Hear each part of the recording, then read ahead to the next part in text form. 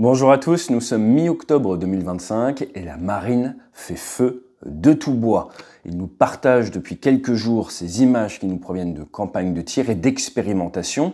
Et l'armée de l'air et de l'espace nous partage également les premières images de tir de Hellfire, ce missile américain mis en œuvre depuis le drone MALE pour moyenne altitude longue endurance, le Reaper que l'on a depuis bientôt une petite dizaine d'années, qui tire pour la toute première fois du missile Hellfire, une sorte de roquette guidée laser d'environ 49 kg, qui a été utilisé pour la première fois par les Américains il y a 18 ans au combat. Ça y est, nous avons désormais cette capacité, c'est une très bonne chose, et nous allons revenir sur cette vidéo sur de l'interception d'A2SM, bombe de 250 kg par la frégate de défense aérien Forbin.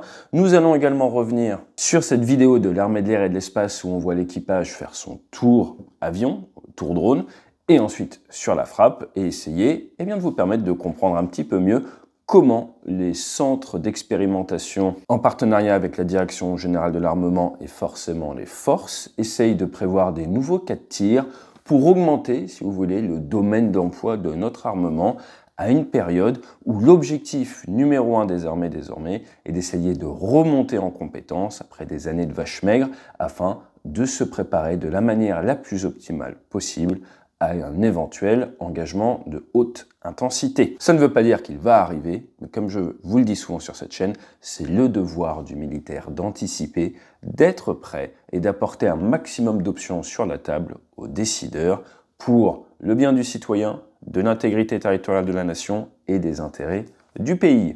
C'est prévu dans le texte. Allez, on attaque tout ça juste après le jingle.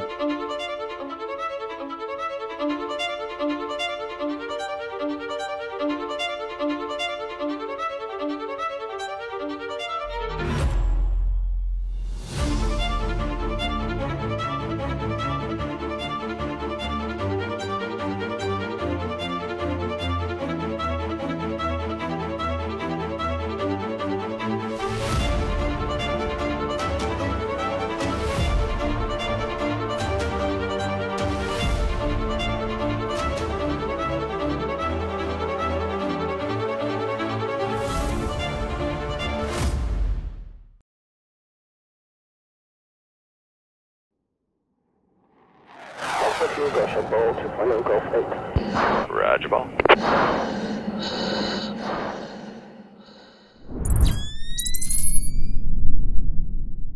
Et oui, la saison des conférences bat son plein, c'est pour ça que pour changer, je suis à l'hôtel, mais je rentre bientôt à la maison. J'ai mon cours instructeur ULM à terminer et on va pouvoir reprendre un petit peu les vols sur le bassin d'Arcachon, n'hésitez pas à venir nous voir. Mais avant ça, quand vous avez une frégate de défense aérienne dans la région, donc frégate de type Horizon, pour rappel, vous aviez la classe Horizon, ça a été réfléchi dans le début des années 2000.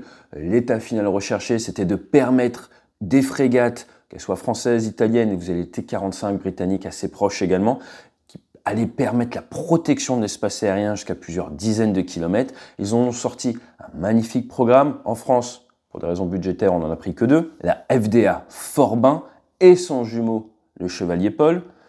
Le Forbin dont il est question aujourd'hui, qui fait ce tir d'interception d'un A2SM, un armement air-sol modulaire tiré depuis un Rafale Marine, du CEPA, donc de tout ce qui est essai en vol. Eh bien, cette frégate a été lancée en 2005. Elle a été vraiment mise en œuvre en 2010. Moi, j'ai participé à des vols pour leur montée en compétences. On découvrait un petit peu leur capacité initialement. C'était très intéressant, surtout que moi, la première partie de carrière, j'étais spécialisé dans l'air-mer avec le Super Étendard.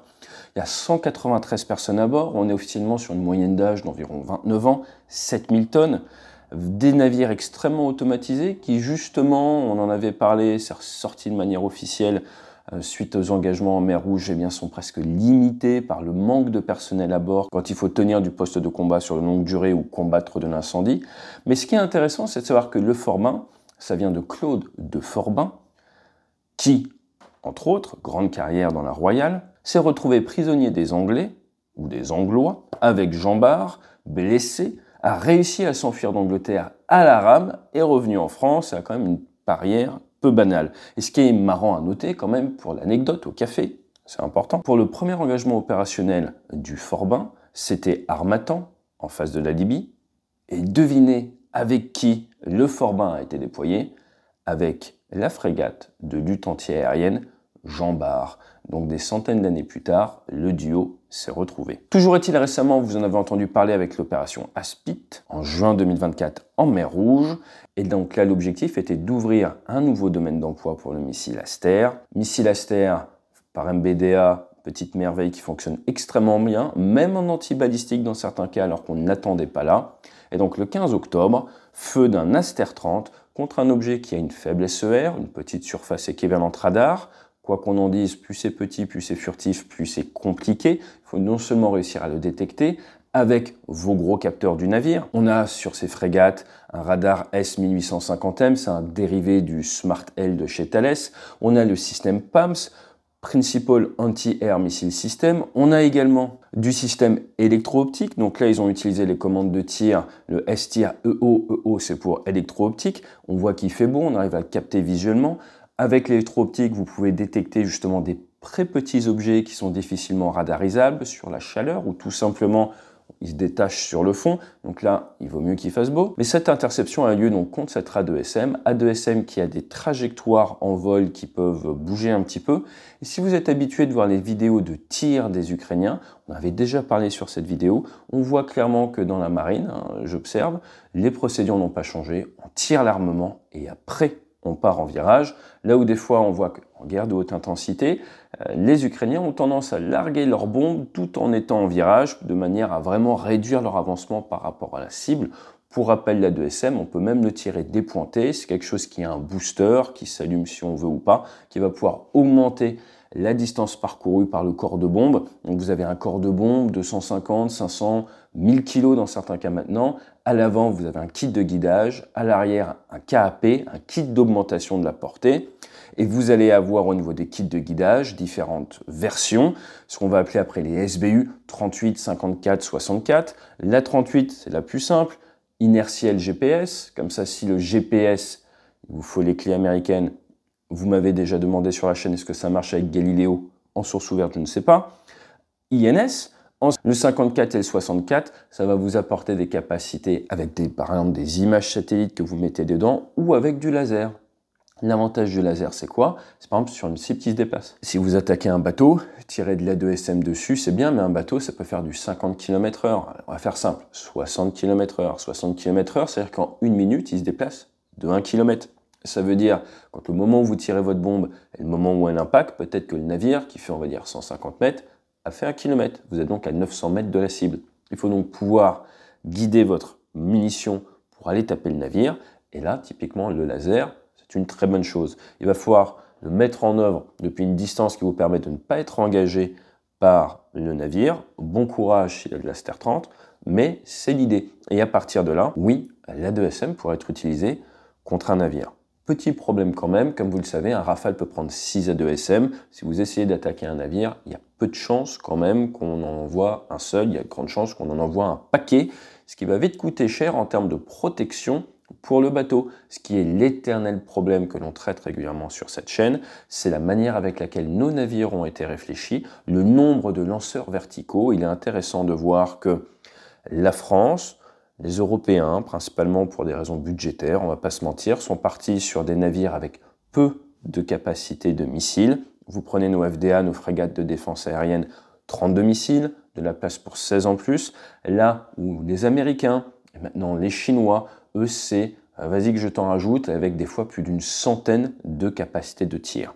Ce qu'on a appris ces dernières années, c'est une capacité à ravitailler à la mer, le fameux RAM, qui avant n'était pas possible pour les missiles et les lanceurs verticaux, qui depuis quelques années a été travaillé par les Américains, a je crois été travaillé par les Français, pour permettre à des frégates qui sont à l'autre bout du monde de pouvoir refaire le plein de missiles alors qu'elles sont dans des zones d'opération sans avoir à rentrer au port. C'est quand même plus pratique. Donc on s'améliore progressivement.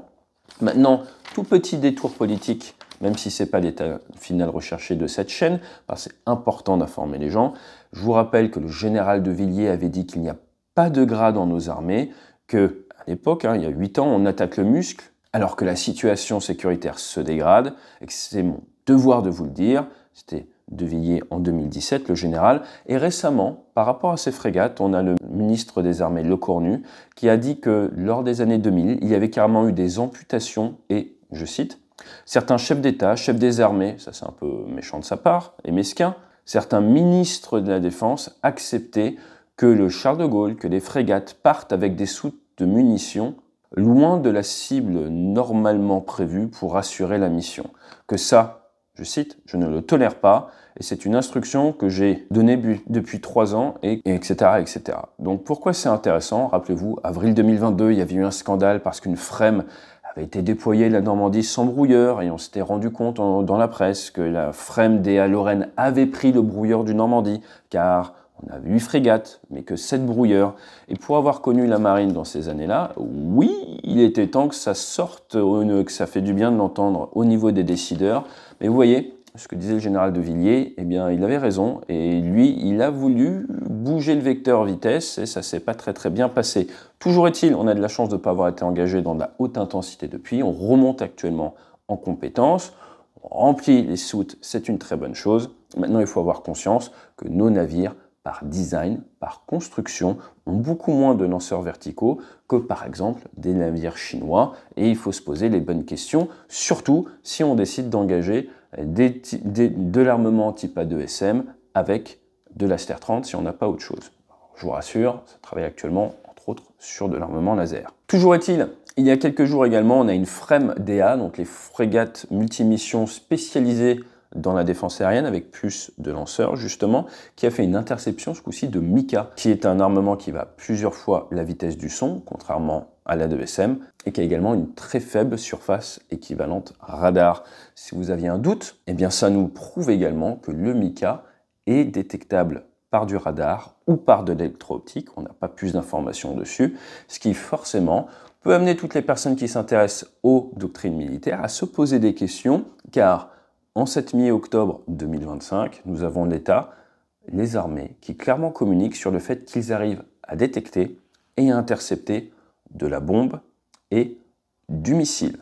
Vous aurez compris qu'à partir de là, surtout si vous avez été dans l'armée avant, nous sommes dans un nouveau monde d'un point de vue tactique, où vous avez capacité à attaquer et détruire du missile ou de la bombe en vol alors qu'ils sont à votre destination, ce qui vient renverser la table par rapport aux doctrines tactiques, par exemple des années 2010, où vous ne saviez pas si un armement vient vers vous. À partir de là, pour les décisions d'ouverture du feu ou non, pour l'économie des missiles et des moyens, mais également pour l'agressivité et les règles d'engagement, ça vient complexifier largement les prises de décision et le travail des militaires qui, si vous voulez qu'ils réagissent bien, doivent avoir encore plus de formation, encore plus d'entraînement, parce que là, ils ont des nouvelles variables à prendre en compte. Je pense que c'est absolument passionnant. Si vous avez envie de servir votre pays, je crois qu'il n'y a pas meilleur moyen qu'en ce moment.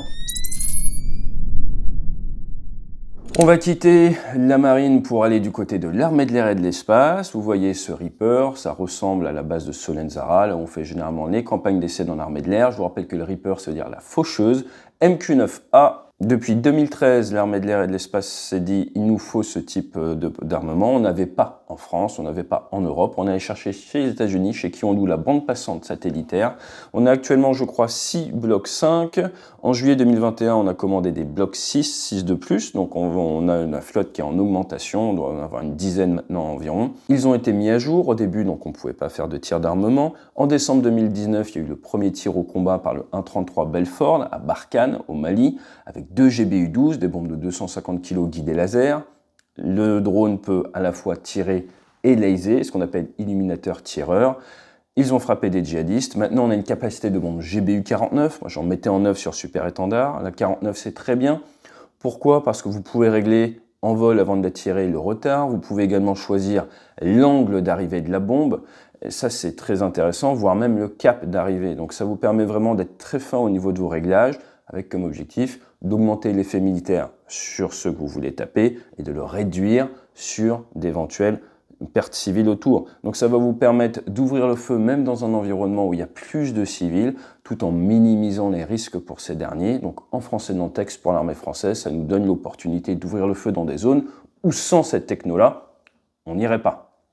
Pourquoi? Parce que nous, notre objectif, respect des règles d'engagement, respect de la vie civile. Si vous ne croyez pas, je vais vous donner un exemple. J'ai eu la chance, si on peut dire, de servir mon pays au combat. J'ai jamais entendu parler de dégâts collatéraux. C'est-à-dire que On a fait, après le Bataclan, de nombreuses missions, de nombreuses mises en œuvre d'armement.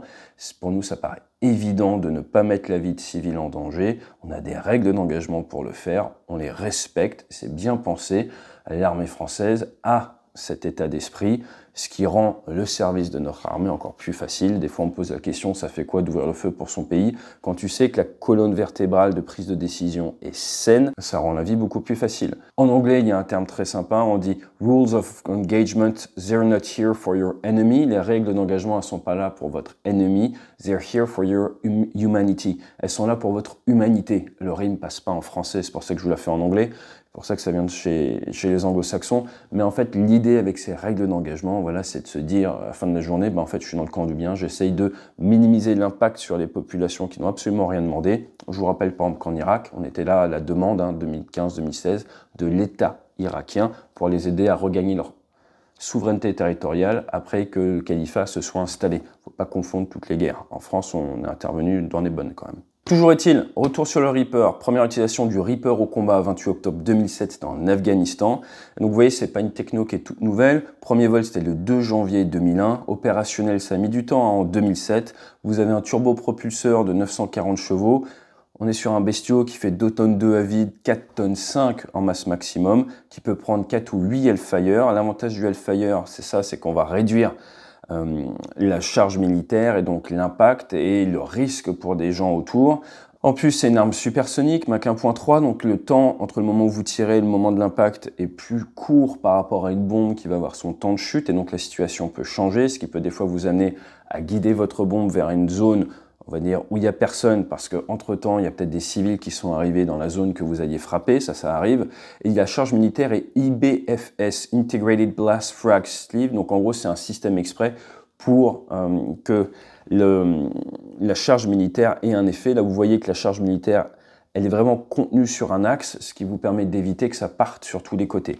Toujours est-il, avec ça, on peut tirer entre 8 et 11 km d'après des sources ouvertes, et on réduit également le prix de la munition. Pour la petite histoire, en 2017, les Américains avaient 150 Reapers, quand même, pour vous donner une idée. Et entre le 7 avril 23 et le 20 avril 2025, donc en 2 ans, en mer Rouge, il y a 21 Reapers, 21, qui ont été détruits par les Houthis. On n'entend pas beaucoup parler, mais vous imaginez, 21 Reapers, c'est énorme. Quand on parle de l'attrition, on compare par exemple au théâtre ukrainien, eh bien oui, c'est normal à partir du moment où vous allez dans des zones où il y a du combat, à partir du moment où en plus avec un drone comme ça, vous allez survoler des positions où il peut y avoir de l'adversaire, il va y avoir de l'attrition, d'où l'importance du volume, on n'arrête pas d'en parler. Vous vous doutez bien qu'avec notre stock de Reaper, si on est dans les mêmes zones, on aurait vite plus de Reaper. En définitive, qu'est-ce qu'on peut retenir de toutes ces images fournies par l'armée? Eh bien, c'est qu'en ce moment, c'est la campagne des essais. On est mi-octobre, tout le monde est revenu de vacances cet été, il y a des nouveaux cas de tir, ça fait plusieurs semaines, voire plusieurs mois qu'ils travaillent dessus, la météo était bonne, ils ont pu faire les nouveaux cas de tir, ce qui est une excellente chose. Ça permet de qualifier du matériel, de qualifier du personnel, mais attention, quand on est sur des cas de tir faits par la DGA et les centres d'expérimentation, voilà, on est sur d'ouverture de domaine. Il ne faut pas confondre ce que l'on voit comme par exemple une nouvelle ouverture de domaine et ce qui peut être fait par les forces le lendemain. Il y a toujours un petit peu de temps, il y a toujours un petit délai entre le moment où ça se fait, mais en cas de haute intensité, s'il y a besoin, maintenant on sait que nos frégates peuvent intercepter du missile supersonique très petit, qu'elles peuvent intercepter de l'A2SM également très petit. Notre talon d'Achille reste le nombre d'armements disponibles à bord. À partir de là, et c'est une bonne chose, on découvre qu'ils ont cette capacité à détruire, et donc ça leur permet peut-être également de réfléchir à leurs règles d'engagement et de n'ouvrir le feu que quand ils sont sûrs que l'armement vient vers eux et quand ils sont sûrs qu'ils sont dans un domaine qui va leur permettre l'interception. Ce que je veux dire par là, c'est que le fait de faire ces exercices peut jouer sur votre tactique et vous acceptez d'attendre avant l'ouverture du feu que la munition adverse rentre dans un domaine où vous savez que vous avez un taux d'interception qui est extrêmement fort, et comme ça, vous tirez qu'une seule fois. Là, on peut voir certains missiles intercepteurs d'autres générations, d'autres pays, ils vont être forcément tirés par paire parce que vous savez que vous avez une probabilité de tuer la cible qui est quand même pas de 100%, qui est plutôt faible. Là, ce que l'on voit, c'est qu'ils tirent un seul missile, et il semblerait donc qu'on ait adapté nos tactiques à la qualité de notre armement, et donc on s'autorise à ne pas faire des ripples, à ne pas tirer 2 fois de suite, Pour information, dans les années 80, sur les avions soviétiques, vous aviez même prévu dans la conduite de tir, ces avions qui avaient beaucoup de missiles, eh bien qu'en appuyant une fois sur la gâchette, ça envoyait 2 missiles, un électromagnétique, un infrarouge. Pourquoi? Parce que comme ça, vous augmentiez vos chances de probabilité de tuer, mais ça vous coûte beaucoup plus cher en termes de missiles. Donc il y a non seulement cette logique de combien j'ai de missiles, mais après il y a cette logique de tactique d'emploi. Et en France, on est d'excellents artisans, on va réussir à travailler sur nos points faibles de manière, peut-être pas en faire des points forts, mais à limiter leur impact face à des adversaires qui n'ont pas cette problématique du manque de munitions et qui vont donc peut-être être beaucoup moins économes, ce qui fait que après quelques jours ou quelques semaines de combat, hop là, on vient rééquilibrer un petit peu tout ça grâce à notre recherche permanente de l'excellence, grâce à la DGA qui travaille sur ces cas-là, au centre d'expérimentation, aux équipages qui sont maintenus au plus haut niveau de professionnalisme, bref. Grâce à l'humain, on arrive à compenser nos faiblesses, parce qu'il ne faut pas se mentir, on est quand même un petit pays. Qui dit petit pays, souvent dit moyens limités, et on arrive par rapport aux autres armées du monde à avoir un niveau d'excellence qui est assez exceptionnel au vu des moyens qu'on investit. Donc bravo à l'armée de l'air et de l'espace, qui je suis sûr aurait adoré avoir des Hellfire plus tôt, mais c'est pas eux qui décident. Maintenant en tout cas nous avons cette capacité. Bravo également à la marine, fait le job sur les mers depuis plusieurs années, à qui on ne donne pas assez de crédit, et je vous dis à très vite, peut-être en entreprise, peut-être à Fuerteventura, et d'ici là, fly safe.